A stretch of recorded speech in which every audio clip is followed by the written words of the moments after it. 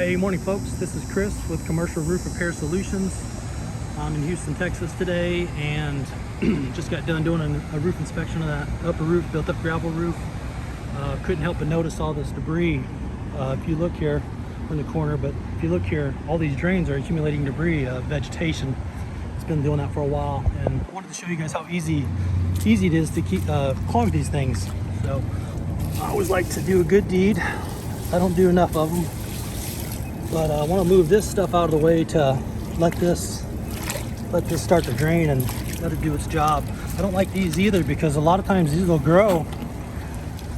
Sometimes these will grow into the roof if you let that go too long. But we're going to come back to this. That should drain the majority of the water. I did this one here too. This one did not have near as much debris in it. And you could see the puddle of how much water was there, and this here was the debris that was clogging that up. So at least these things can, on some of the bigger rains, it's going to drain the majority of the water.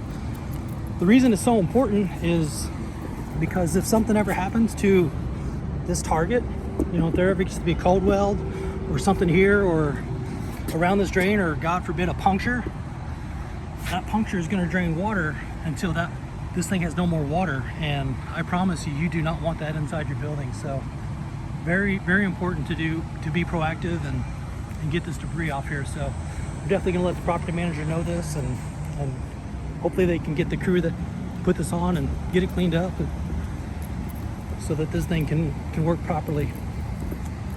Take care, guys. Have a great day. Bye-bye.